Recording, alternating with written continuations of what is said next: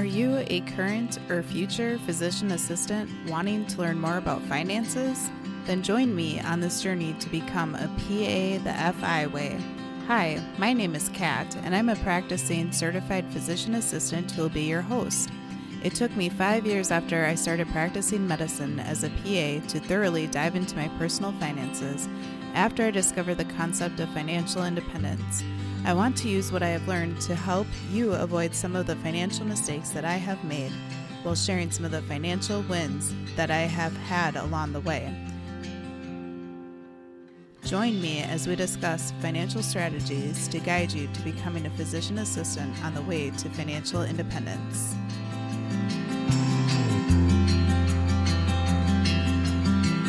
I am so excited to dive into today's episode. But before we do so, a quick word from our sponsor. Deciding how and when to pay off student loans is not an easy decision for most. Many of you are feeling weighed down by your mortgage-sized student loans and are asking yourself, how did I get into this mess? Student loans contribute to stress and burnout for PAs, as well as other high-earning professionals. Many PAs, even with the best of intentions, unfortunately make poor financial decisions on their student loans. Look no further than studentloanadvice.com. For a few $100s, they will meet with you for about an hour.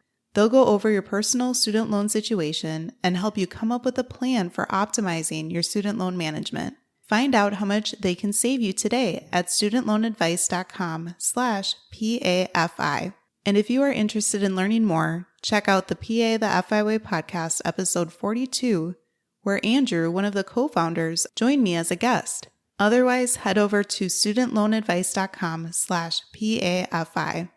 Now back to the show.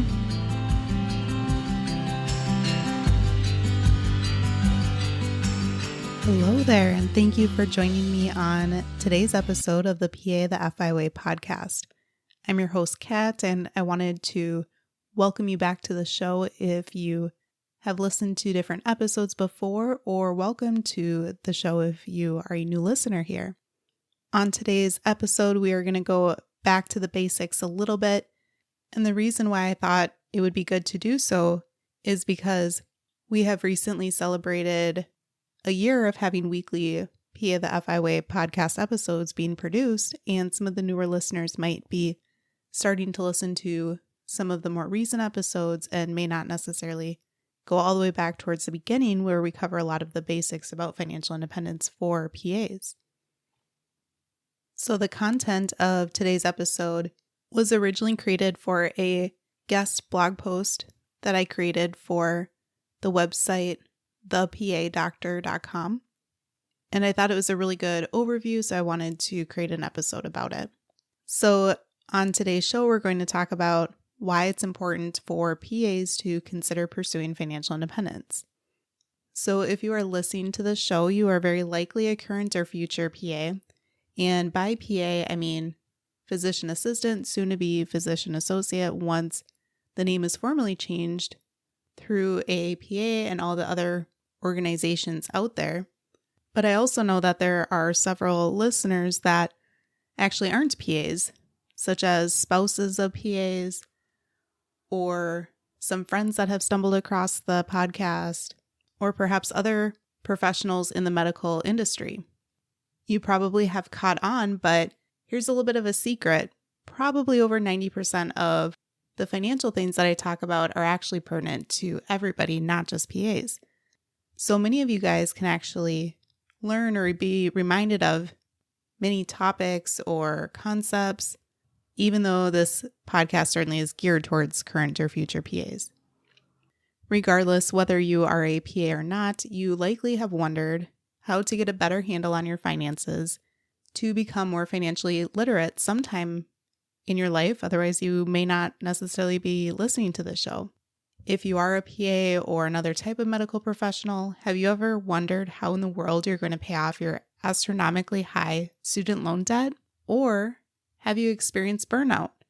And have you asked yourself, do I really need to work until traditional retirement age of 65 that most people talk about? Well, it is my belief that pursuing financial independence as a PA can be the solution to help you take control of both your finances and your family's finances pay off your debt while investing for your future, avoid the temptation to spend on flashy luxuries, and enjoy your life now instead of completely delaying all gratification until you hopefully can retire sometime in the later years of your life. If all of this sounds good to you, let's keep going. So before we talk about why pursuing financial independence as a PA is important, let's first define what financial independence is. And this can be a refresher for the longtime listeners, or again, maybe newer information to some of the newer listeners who might be joining today. So financial independence, which is also referred to as FI or FI, hence the name of the podcast, PA the FI way, is the point at which your investments plus your other passive or semi-passive income equals 25 times your annual expenses. There was a study completed called the Trinity study, and it showed that if you have that amount invested or you get that income every year through passive or semi-passive income, you have a very high likelihood to be able to live off of your nest egg for at least 30 years while withdrawing 4% of your portfolio every year. So here's something that's very important to take into consideration. Your financial independence number is calculated on your projected annual expenses, not your current annual income, which is very different than what many retirement calculators out there try to do. A lot of retirement calculators suggest they have so many times your current annual income, but if you think about it, do you really have to spend your entire annual income every single year in retirement? For some of you, the answer may be a resounding yes, and maybe you actually want more than your annual income because you feel like you plan on spending lavishly on so many luxuries in life, maybe incredibly expensive vacations, or maybe incredibly expensive sports cars, and you might have a whole collection of sports cars. Or maybe you want to live in a mansion. So if that is you, you probably do need several times your current annual income. However, for the majority of you, you can likely live off of less of your current annual income once you are in retirement. And this is likely because your expenses will probably be even lower than what they currently are once you reach retirement. Keep in mind that working as a PA actually has its own costs. Back in episode 15 of the podcast, you can take a listen to have an overview of the associated financial costs of practicing as a PA, such as transportation to and from work, professional attire, national or state organization dues, DEA costs, license costs, becoming certified, recertifying, etc., etc.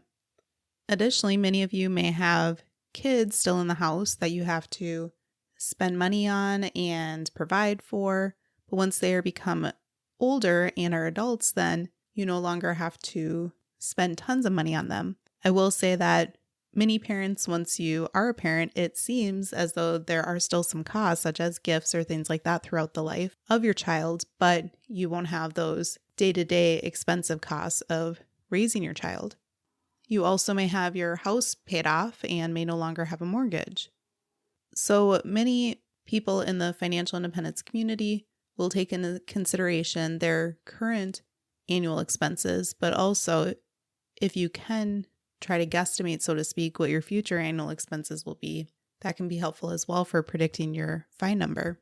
Many of you may already be familiar with the term FIRE, which is the acronym that stands for Financial Independence Retire Early.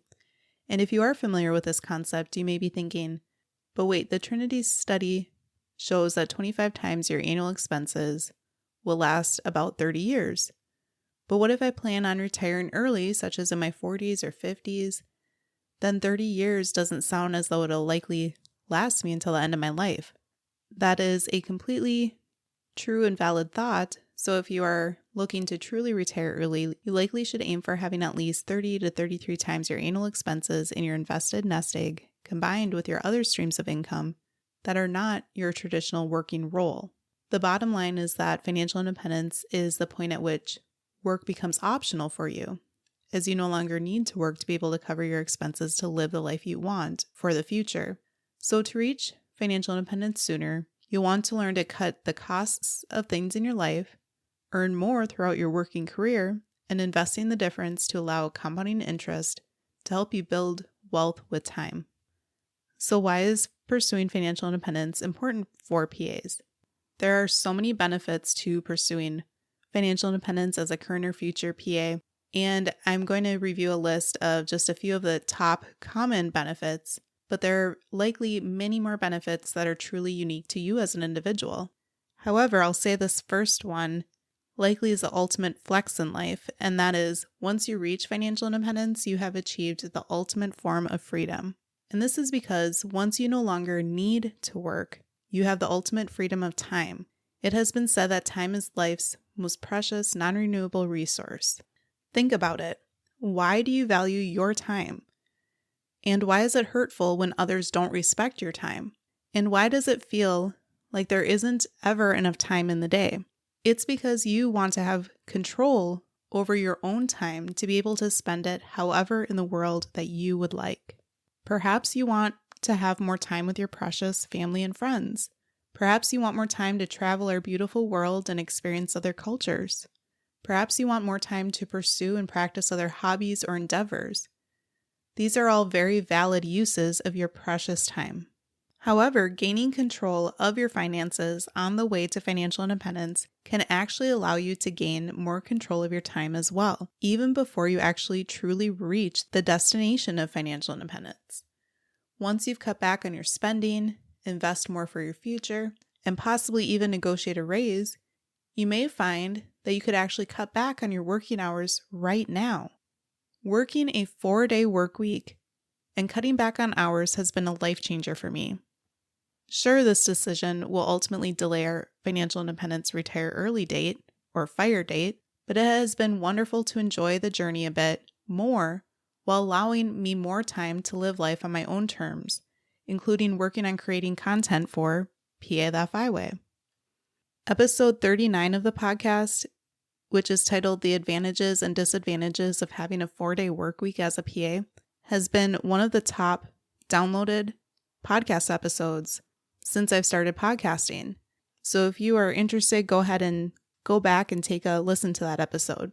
The next benefit of pursuing financial independence as a PA is while you are pursuing FI and once you reach FI, both of those can actually help combat burnout for PAs. So burnout is a syndrome that is a measure of the chronic stress that you experience in your role as a PA. A lot of these concepts were discussed back in episode 33, which is how pursuing financial independence can help fight PA burnout. But let's review the 3 key components of burnout. The first is emotional exhaustion, which is a feeling of emotional and physical depletion, which can lead to becoming more irritable and feeling downhearted. The second is depersonalization, which is having a distant feeling towards patients that may lead to cynicism, negativity, sarcasm, or feeling emotionally numb. This is also described as, quote, compassion fatigue. As a side note, working as a medical provider, I think that there can be certainly a place for a little bit of cynicism and sarcasm throughout your day. But what depersonalization means in the sense of burnout is having that constant feeling and where it is getting worse and actually impacting your patient care. The third key component of burnout is a low sense of personal accomplishment or effectiveness. And this is described as a lack of efficacy or doubting the quality or meaning of your work as a PA. And burnout amongst PAs has unfortunate risks, such as higher risk for medical errors, such as misdiagnosing symptoms, which could potentially lead to higher malpractice risk, a higher turnover for PAs in the role that you are in if many of the PAs are feeling burnt out, lower quality of care for the patients, less patient satisfaction in regards to their care from the PA, because often the patients can feel it. They feel as though you're not really caring as much. You might be more apathetic or frankly might just be a little bit more cranky while you're working, and that can be difficult for the patient as well. PAs that are experiencing burnout may have higher rates of depression as well as alcohol and drug abuse, and unfortunately potentially even suicide. There are several contributing factors and causes of burnout for PAs, such as not enough time to feel like we're doing our job.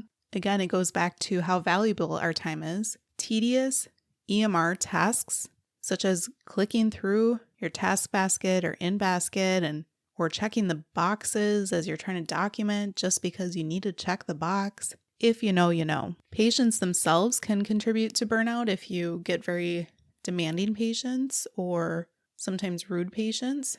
Again, try to see it from their perspective and recognize that it's difficult to be a patient and they probably are not having their best day. Otherwise, they probably wouldn't be seeing you.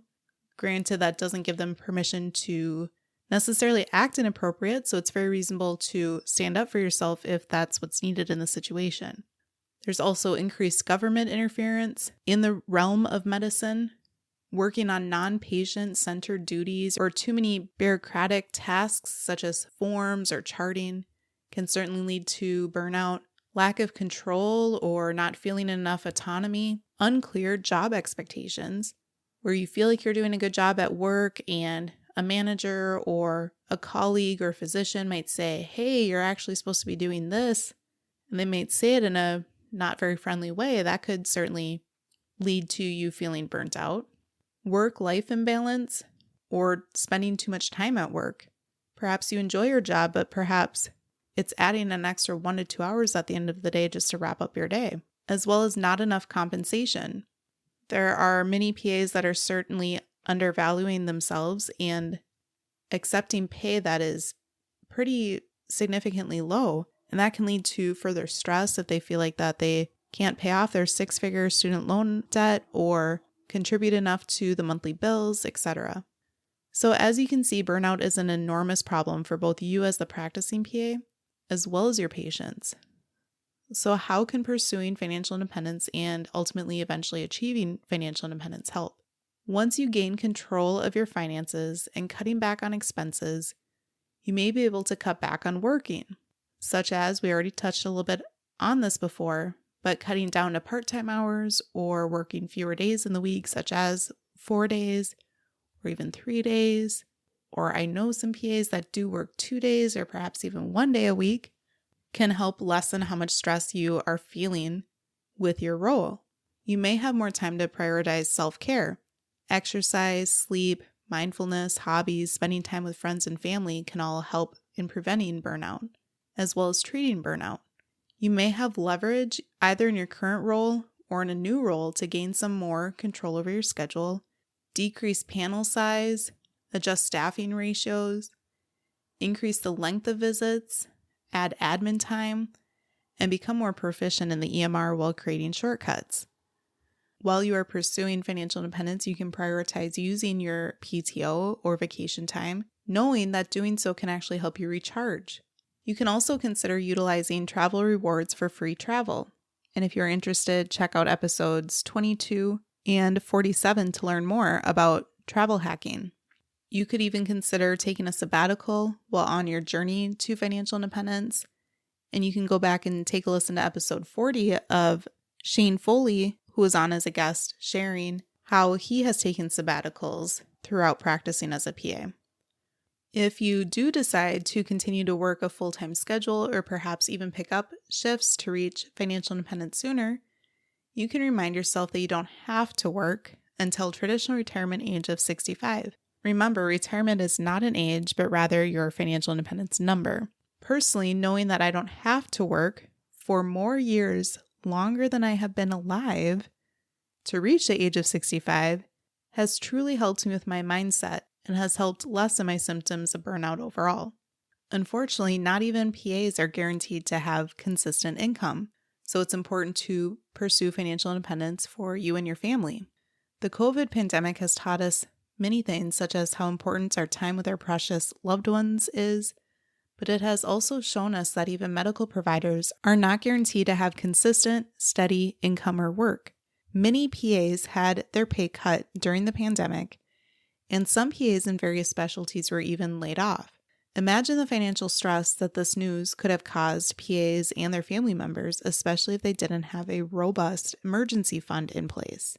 An emergency fund is usually 3 to 6 months worth of your monthly expenses saved up. Again, you need to ensure that you have control over your finances as well as your income, because unfortunately, large healthcare organizations are usually all about the bottom dollar. And if they can't support keeping you on, during a national or global pandemic, they may ultimately have to let you go, or at least cut back on your hours. So now that you are convinced at the importance of pursuing financial independence as a PA, let's discuss how you can find out how far away from FI you are at this point of time. You first would want to assess your current financial situation by figuring out what your net worth number is. And as a reminder, your net worth is a simple equation. It's your assets minus your liabilities, and that equals your net worth. Your assets consist of things of value that you own. For example, you may have money invested, or at least I hope you have money invested. If you don't, go ahead and start that soon in your 401k through your employer, your Roth IRA that you have set up on your own, and your HSA if you are eligible to have an HSA and it's the right type of insurance plan that has an HSA for your medical needs. The money in those accounts would be added up into your asset column. Your liabilities are things that you still owe money on, such as your student loan debt, your credit card debt, automobile debt, etc. There are some situations that an item can be both partially an asset as well as partially a liability, such as your primary residence. So you may have equity in your home, but you also may owe debt on it, which is your mortgage. If you find out that your net worth is actually negative at this time due to the amount of debt that you owe, it's okay. Try not to worry. You can learn many steps to dig yourself out of the debt and get into a positive net worth, and your future self will thank you for it. Once you know your current net worth and total investment amounts, you can use that information as a starting point to determine how many years achieving financial independence actually is away from you. Now, no one can predict the exact future as to the amount of money that your investments will make with time, but you can use a online calculator called a compound interest calculator to use a calculation to try to determine about how far away from financial independence you are. This tool is for your assets that are invested, such as your retirement accounts, like your 401k, 457b if you have one, Roth IRA, HSA, or your taxable brokerage account if you have that as well. The compound interest calculator allows you to enter how much money you're expecting to contribute per month to your investments. And then you can enter in a reasonable estimated interest rate. So a very conservative one would be like 7 to 8%. Or if you want to be more optimistic, you could use a 10% estimated interest of your investments over the years. Then you can use the calculator to see how much your investments would be expected to grow and compound over whatever time frame you choose. So you could see what it would do in 10 years, or you could see what it would do in 30 years. Go ahead and play around with the compound interest calculator and your numbers to determine a rough estimate of when you'll be able to reach financial independence. Doing this exercise will let you know about where you are, but it'll also give you more motivation to try to invest more for your future. I'll go ahead and include a link to the compound interest calculator that I like to use in the show notes for today's episode. Besides investing in the stock market, another tool to be able to reach financial independence sooner is to utilize another income-generating asset that can cover your annual expenses, such as either a business that you are generating income in or real estate investing. For example, some in the FI community will own enough real estate properties that are either long-term rentals, where they are essentially landlords renting to tenants, or short-term rentals, where they have things like an Airbnb or VRBO properties, or Vrbo as some people say, or a combination of the two, both short-term and long-term rentals. And the annual income of these is at least the total amount of their annual expenses. Once you reach the number of properties needed for your situation to reach this point, then you are considered to have reached financial independence as well. And some people will have reached FI by a combination of real estate investing and traditional investing in the stock market. So let's talk about what is your why of FI. In order to become and stay motivated on your way to financial independence, it is important to really think deeply about why you and your significant other are wanting to reach financial independence. Talk about your goals and what you see for your life in the next several years. Think big and share your dreams with each other. On the way to financial independence, though, it is very important that you enjoy the journey to get there because it can often take several years to get there. You likely are feeling really excited, especially if you are just learning about this for the first time. But then reality will set in and you'll realize, oh, it's not only 3 to 7 years of working hard and investing. It's probably a longer timeline than that. So throughout the time it takes for you to reach financial independence, you don't want to live a life of deprivation for many years. Instead, focus on spending intentionally. Does that $4 latte in the morning at your favorite coffee shop bring you absolute joy? Well, if it does, then don't cut it out of your daily routine. Because does $4 really move the needle that much? Well, for some of you, you might think it does as it adds up over time. And you might say, sure, I like coffee, but I can make a $1 coffee or a 50-cent cup of coffee at home and be just as happy. For some, let's consider, does that $500 fancy purse serve the same purpose and look pretty darn close to a $50 purse? Well, if you don't really care so much about designer brand names, maybe you go ahead and get the $50 purse instead. Or maybe you do save up and decide that you really want a $500 purse. Maybe you buy one of those once a decade or something like that if you feel like it's good quality and you would really enjoy having it in your accessories to match your wardrobe. You can afford many things with your PA income, but you cannot afford every single wish and desire in your life. So many of the longtime listeners of the podcast likely have heard this story before, but unfortunately, both my husband and I share a similar background story in that our fathers each passed away unexpectedly before traditional retirement age. My dad was in his early 60s and his was in his mid 50s. Those experiences taught us that we are not guaranteed to even live until age 65 and beyond.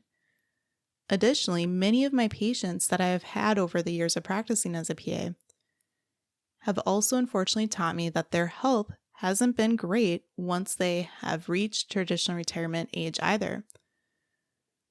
I have also lost count of the terribly sad stories ranging from a spouse suddenly dying or another spouse getting an awful diagnosis of either an aggressive cancer or a progressive disease such as ALS shortly after retiring. For my husband and me, trying to achieve financial independence with the option to retire early if we choose to do so before the traditional retirement age is a huge goal for us. However, it is absolutely vital to us that we also enjoy our journey to financial independence. And that can be somewhat difficult because I am such a forward thinker, future planner, and my husband is a live for today, live for the moment, not necessarily into planning for the future. So we have to find balance in that.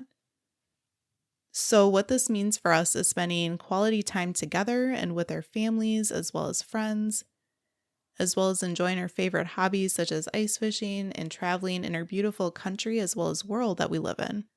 So think about what your why of FI would be, and think about it with your spouse or your significant other.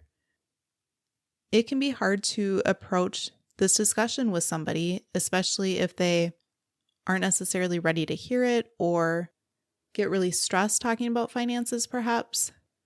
But it is really important that both of you are on the same page if you are in a relationship. So what do you say? Are you ready to join me in being a PA the FI way? Becoming financially literate is the best paying hobby out there, and no one cares more about your finances than you do, or at least should if you don't quite yet care about your finances.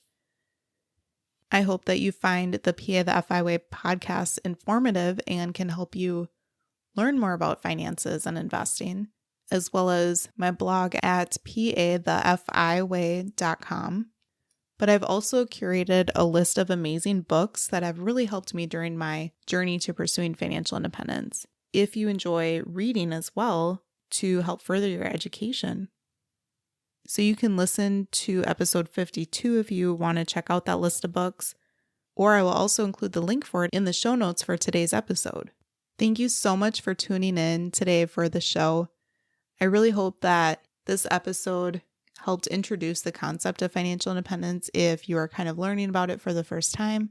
and provided kind of that overview of it, but also the reasons why I really think that it's important for PAs to pursue financial independence.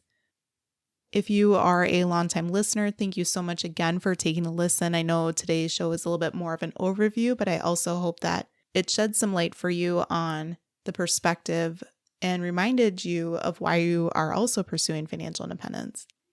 As always, I would love to connect with you. You can find me on Instagram at PA the FI way. You can send me a message there and I'd be happy to message back. Or you can join the private Facebook group and you can find the link to that in the show notes as well. If you found today's episode helpful and inspiring, I really hope that you take the time to share it with a PA colleague or your classmates if you are in PA school. And then I hope you are also enjoying the rest of your week and staying warm out there. We are wrapping up a blizzard here in the upper Midwest. Before the blizzard hit, my family from Texas came up and we got to take them ice fishing, which was really fun for them to experience that. They were troopers with the cold weather for sure.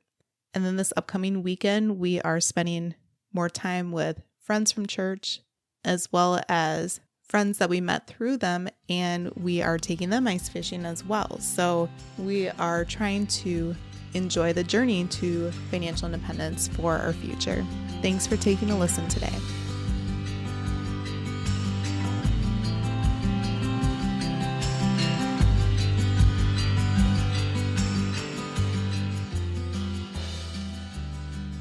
Thank you for tuning in, and I hope that you decide to continue to join me along this journey of becoming a PA the FI way.